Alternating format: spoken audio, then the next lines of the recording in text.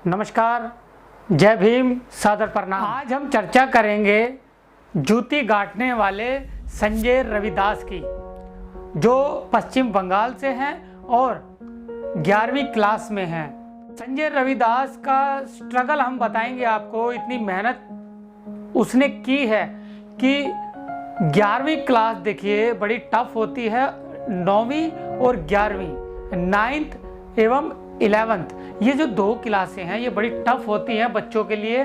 और संजय रविदास ने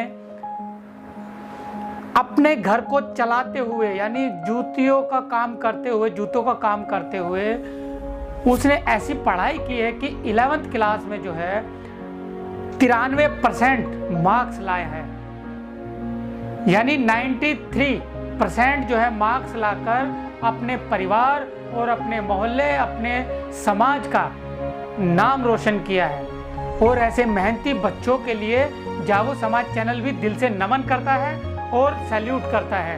तो संजय रविदास, उसके पिता जो है वो नहीं है, इसलिए सारा जो खर्च है, भार है, वो संजय रविदास के कंधों पर है। तो संजय जो है वो जूतियां भी गांठता है, मजदूरी कर रहा है और पढ़ाई भी वो ऐसी कर रहा है कि 93% जो है मार्क्स ला कर देता है। ये बड़ी खुशी की बात है आप लोगों के लिए, हम लोगों के लिए, कि हमारे परिवारों में ऐसे बच्चे भी हैं। मगर परिस्थिति देखिए आप, क्या परिस्थिति है। गरीब बच्चा है और गरीब परिवार से है, यहाँ तक के पिता का साया जो है वो सर पर नहीं है, फिर भी दृढ़ता के साथ जो है पढ़ाई करता है और घर चलाने के लिए जूतियां भी काटता है। यह होता है जुनून, कुछ करने का, कुछ बनने का, परिवार के लिए, समाज के लिए ये जुनून होता है कि अपने परिवार को भी चला रहा है और अपने हाई एजुकेशन लेने के लिए मार्क्स भी जो है वो ज्यादा से ज्यादा ला रहा है। तो संजय को बार बार नमन है। संजय रविदास ने दिल खुश कर दिया बिल्कुल, और पूरे देश के लिए जितने भी दलित समाज के लोग हैं और अन्य जातियों के लोग हैं, उनके लिए प्रेरणा स्रोत है संजय रविदास। मगर आज का जो युवा पीढ़ी है, जो बच्चे हैं, जिनको उनके माँ बाप अच्छे ढंग से पढ़ाने की कोशिश कर रहे हैं, अपने ऐशो आराम छोड़कर भी जो है बच्चों के पीछे जो है वो पैसा लगाते हैं, मजदूरी करते हैं और दिन रात मेहनत कर रहे हैं। 8 घंटे की ड्यूटी 12-12 घंटे करके जो है वो एक्स्ट्रा पैसे भी वो जो है कमाते हैं, एक्स्ट्रा काम भी करते हैं, दिन रात काम कर रहे हैं। और वो चाहते हैं, उनका सपना है कि उनके बच्चे अधिकारी बने, बड़े लोग बने, बिजनेसमैन बने।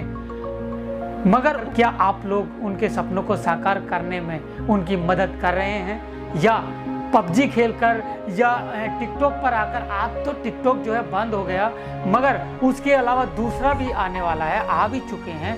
क्या आपने कभी सोचा है ये आपके जीवन को कैसे बर्बाद कर रहे हैं, कैसे आपकी जो रास्ते हैं उनमें कैसे ये ब्रेकर बन रहे हैं? क्या आप जानते हैं? माता पिता जो है अपने बच्चों के लिए बड़े बड़े कंप्यूटर लाते हैं, लैपटॉप ला कर देते हैं, मोबाइल ला कर देते हैं कि हमारे बच्चे जो है पढ़ाई करेंगे अच्छे से, उनको दिक्कत ना हो। वो खुद गर्मी में सोते हैं बच्चों के कमरे में, जहाँ पर वो पढ़ते हैं वहाँ पर एसी लगाते हैं उनके लिए, कि हमारा बच्चा दिक्कत ना हो, उसको गर्मी ना लगे, पढ़ाई अच्छे से करे। मगर वो क्या करता है, वो सिर्फ या तो पबजी में लगा रहता है, या चैटिंग करता है, या गलत संगतों में भी पड़े हुए हैं, और जो सोशल मीडिया है उसका दुरुपयोग भी वो करते हैं। और बाहर गर्मी में मरते माता पिता, वो पसीना उनका सूखता नहीं, हाथ से जो है वो पंखे से हवा करते हैं।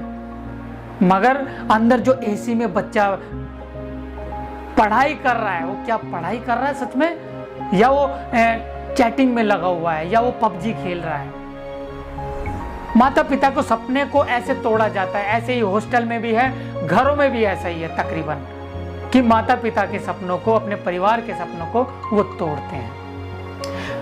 और गरीब बच्चे, संजय रविदास जैसे बच्चे जो है वो बनकर कुछ आ जाते हैं, क्योंकि वो लोग परिस्थिति में गुजर रहे हैं, उनको पता है उसकी ताकत का, उसका अंदाजा है। कि हमारे माता पिता ने किस परिस्थिति से उनको पढ़ाया है, कैसे वो रोजगार करके मजदूरी करके कैसे खुद भी जो है अपने परिवार को भी चला रहे हैं और अपना स्कूल का खर्च भी उठा रहे हैं। उन लोगों को ज्ञान है इस चीज का, उनको पता है पैसा क्या चीज होती है और एजुकेशन क्या चीज होती है, कितनी ताकत एजुकेशन से मिलती है। मगर जिनको घर बैठे पूरे ऐशो आराम मिलते हैं, वो लोग कभी भी कद्र नहीं कर रहे, ना कद्र करते हैं। बड़ी विडंबना है। अभी आप लोगों के ऊपर अत्याचार बढ़ा नहीं है। जिस दिन अत्याचार बढ़ेगा उस दिन आपको ये महसूस होगा कि अगर उस वक्त हम पढ़ाई करते, जब हमारे माता पिता ने हमें पढ़ाया, हमें लिखाया, हमारे ऊपर एजुकेशन में पैसा खर्च किया, हमें महंगे से महंगी एजुकेशन देने की पूरी कोशिश की, बड़े से बड़े स्कूल में डाला, बड़े से बड़े हॉस्टल में डाला, कॉलेज में डाला, मगर हमने उनके सपनों को तोड़ा और अपने भी भविष्य को खराब किया।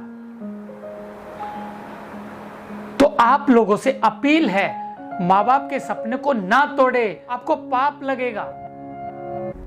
पाप सिर्फ गाय को काटने से नहीं है, पाप सिर्फ जानवरों की बलि देने से नहीं है, पाप किसी का दिल दुखाने से होता है। आप किसी का दिल दुखाते हो तो आपको बड़ा पाप लगता है। माँ बाप का, जो माँ बाप गुरु भी होते हैं, जो माँ बाप आपका जीवन बनाने के लिए अपना जीवन निछावर कर देते हैं, अपने जीवन की आहुति तक दे देते हैं, उन माँ बाप के सपनों को जरा सोचिए, देखिए, महसूस कीजिए क्या चाहते हैं वो, आप क्या कर सकते हैं उनके लिए। आप क्या उनको वो खुशी दे सकते हैं कि उनका बच्चा मार्कशीट लेकर आए और ये दिखाए, देखो मैंने सबसे ज्यादा नंबर प्राप्त किए हैं। वो खुशी जो माँ बाप की होती है वो कहीं भी नहीं आपको मिलेगी। उनकी खुशी का ठिकाना नहीं होगा। वो बड़े गर्व से कहेंगे हमारा बेटा इतने नंबर लेकर आया है, हमारे बेटे ने जो हमने उसके ऊपर मेहनत की थी उसका रंग वो दिखाया है। मगर वो माँ बाप दूसरा अपनी आहुति देते हैं, अपने इतना खर्च वो कर देते हैं और उनके बच्चे क्या लाकर दिखाते हैं, 30%, 35%, 40%। तो ये आपको समझना पड़ेगा उनके माँ बाप पर क्या बीत रही होगी, क्या बीतती होगी, किस मुंह से वो बताएं अपने बच्चों के लिए, किसी से अपने सर्कल में, यारी दोस्ती में, रिश्तेदारी में, अपने पड़ोस में, किससे वो बताएंगे कि उनके बच्चों के कितने नंबर आए हैं। वो ये बताएंगे हमारे बच्चों के 30% आई है, 40% आई है, ऐसे बताएंगे, क्योंकि आपने मेहनत नहीं की, आपने पुरुषार्थ ही नहीं किया, इसलिए आपके कम नंबर आते हैं। आप लोग सब कुछ करिए, ऐशो आराम करिए, मगर सबसे पहले कुछ बन जाइए, कुछ हायर एजुकेशन लीजिए, कुछ बन के दिखाइए, माता पिता को भी, अपने परिवार को भी, अपने मोहल्ले बस्तियों को भी। अच्छी शिक्षा लीजिए, अधिकारी बनिए, बिजनेसमैन बनिए, लोगों को पढ़ाइए, शिक्षक बनिए। तो इतना ही कहना चाहता हूं कि माता पिता के सपनों को जो है वो साकार कीजिए, और साकार सिर्फ आपके पुरुषार्थ से, आपकी मेहनत से हो सकता है। और संजय रविदास जैसे बच्चों से प्रेरणा लीजिए, उनको फॉलो कीजिए। और आपसे हाथ जोड़कर विनती है कि जितने ये पबजी या टिकटॉक जैसे जितने ये बने हुए हैं इन्हें यूज कीजिए, मैं मना नहीं करता।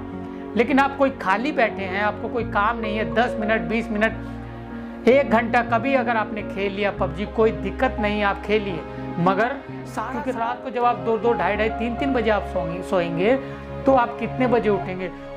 नेचुरल सी बात है कि आप सुबह 11, 12, 1 बजे से पहले नहीं उठ पाएंगे। फिर आपका जो है नाश्ता भी वो लंच के टाइम होता है। इसमें आपका शरीर भी खराब हो रहा है, आपका स्वास्थ्य खराब हो रहा है, क्योंकि आप लेट सोएंगे तो लेट उठेंगे, आपकी टाइमिंग बदल जाएगी, आपका स्वास्थ्य खराब होगा और आपका जीवन भी बर्बाद होगा। इसलिए कहते हैं कि कम समय है, जंग जीत लो। बाबा साहब ने कहा है शिक्षित बनिए, संगठित रहिए और संघर्ष करिए। आप शिक्षित बनेंगे तो संगठित होंगे, संगठित होंगे तो ही संघर्ष करेंगे। अगर आप शिक्षा ही नहीं लेंगे तो क्या संघर्ष करेंगे और क्या संगठित होंगे आप लोग? आपको हक लेना है और हक किसी को दिलवाना है तो पढ़ाई करनी पड़ेगी, शिक्षा ग्रहण जरूर करनी पड़ेगी। आज आप शिक्षा नहीं लेंगे तो कल आप अवश्य रोएंगे। आज आप शिक्षा ग्रहण कर लेंगे तो आपका जीवन खुशी खुशी यापन होगा और आपके बच्चे भी आपको दुआएं देंगे और आपका परिवार, आपके मोहल्ले बस्ती के आपके रिश्तेदार गर्व से कहेंगे, वो देखिए हमारा फलाना बेटा है, वो देखिए हमारा फलाना भाई है, वो देखिए हमारा फलाना भतीजा है। वो गर्व से कहेंगे, देखिए इतना हाई एजुकेशन में कर रहा है काम।